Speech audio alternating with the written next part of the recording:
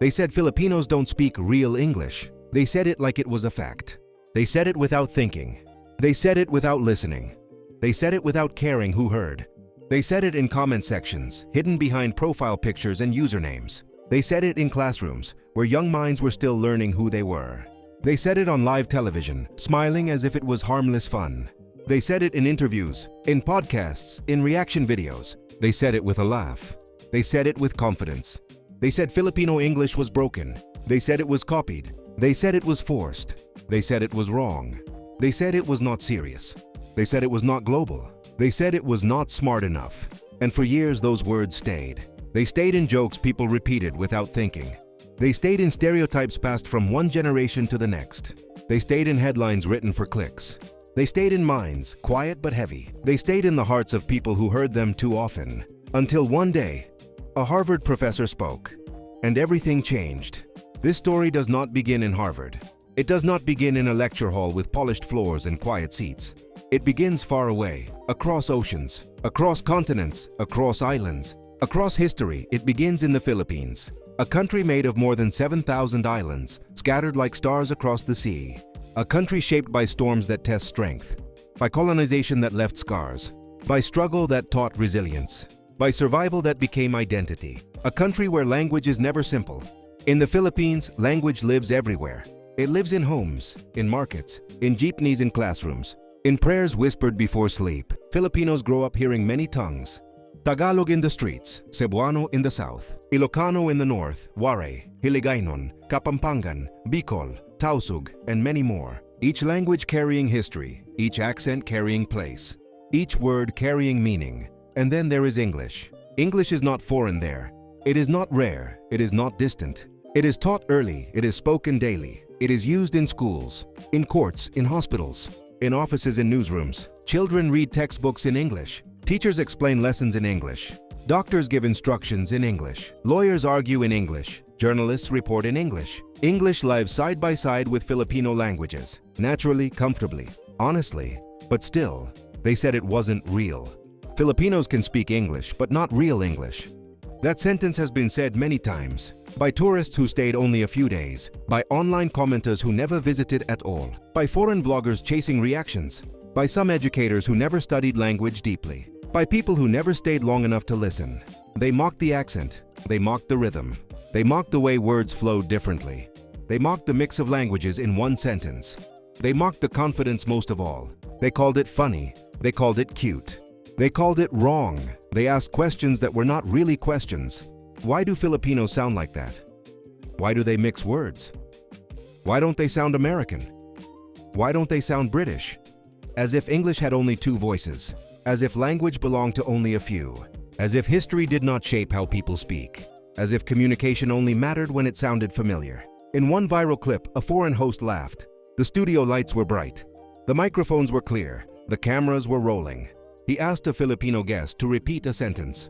The guest spoke clearly, calmly, confidently. There was no mistake.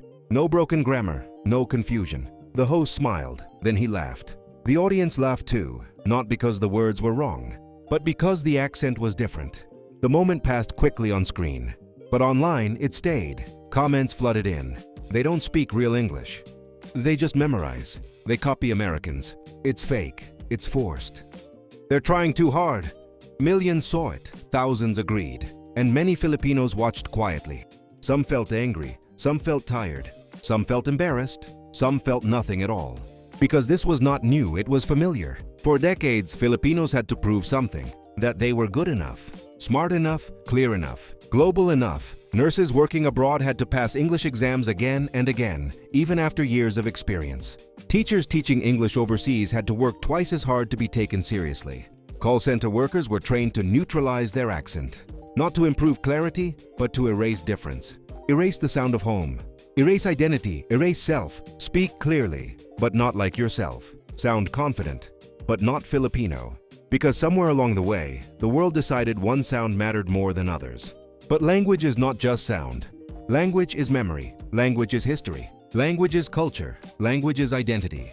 Filipino English carries all of that. It carries American roots from history, British structure from education, local rhythm from everyday life, local meaning shaped by Filipino culture, It evolved over time, it adapted to people's needs. It survived political change, social change, and global change.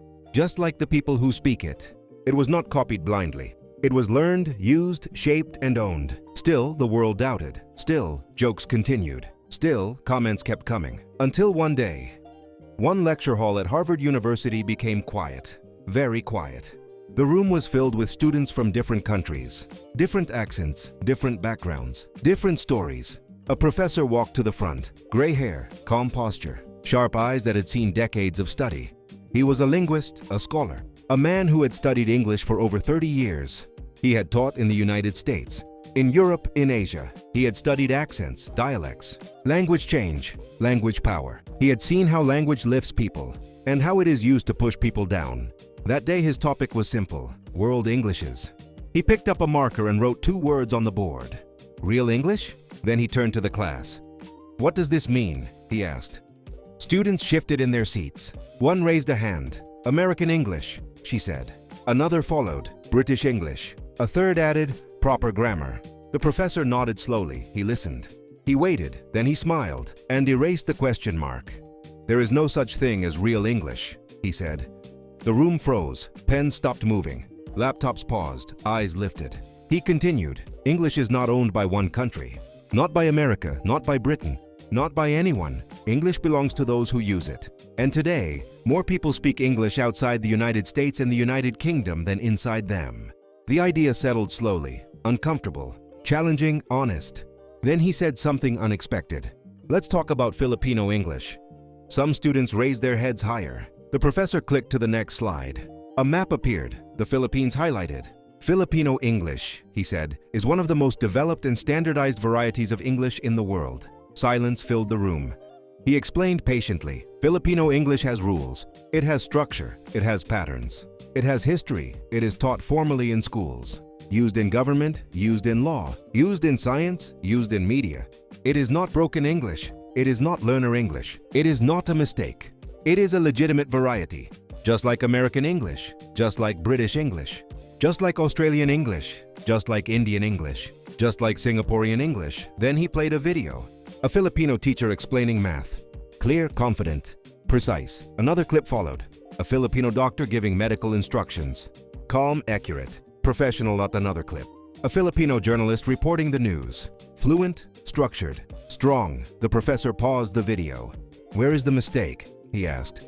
No one answered, because there was none. He leaned forward slightly. Accent does not mean error, he said. Difference does not mean deficiency. The word stayed in the air, heavy, clear, true. Then came the moment that would travel far beyond that room. The professor shared a quote on the screen. Filipinos are among the most proficient English speakers in Asia. Below it was the source, Harvard University Linguistics Department. There were gasps. Quiet ones, surprised ones. Reality had arrived. Students whispered to each other. Screenshots were taken. Notes were written faster. The professor continued. In international English exams, Filipinos consistently rank high. In global workplaces, Filipinos communicate across cultures with ease. In education, Filipino teachers teach English to the world. He paused. And yet, he said softly, they are told they don't speak real English. He shook his head. That belief is not about language, he said.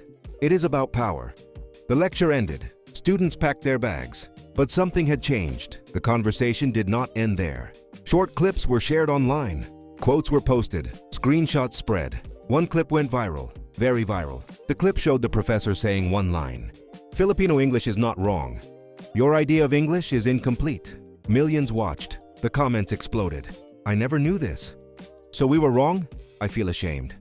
This changed my mind. My Filipino friend speaks better than me. Why were we taught otherwise? Then Filipinos found the clip. Some cried quietly, some smiled with relief. Some felt something they had not felt before. They felt seen. A Filipino student commented, all my life I was told to sound American. Now I know my voice is enough. Another wrote, I used to hide my accent. Now I won't. Another said, thank you for saying this. We needed it. News outlets picked it up. Harvard professor defends Filipino English. Linguist shuts down English stereotypes. Real English is a myth, says Harvard scholar. The story traveled fast, across countries, across platforms, across cultures. Interviews followed. The professor was asked, Why do people doubt Filipino English? He answered simply, because the world listens to power before truth.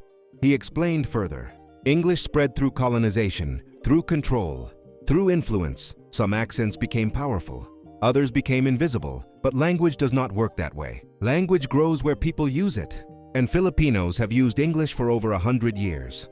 They didn't borrow it, they built with it. Meanwhile, Filipinos responded. Teachers shared their classrooms. Students shared their speeches. Writers shared their essays. Journalists shared their reports. All in English, all clear. All strong, all Filipino. One Filipino teacher posted a video. She stood in front of her class and said, "This is how we speak English. Not to impress, not to copy, but to communicate." The video went viral. Another Filipino creator said, "Our English carries our story. Our pain, our joy, our humor, our soul." Millions liked it. Slowly, the narrative shifted. People began asking new questions. Why did we think English had one sound? Why did we laugh at accents? Who decided what is real? The professor watched it all quietly. Then he posted one final message. Language should never be a weapon. It should be a bridge.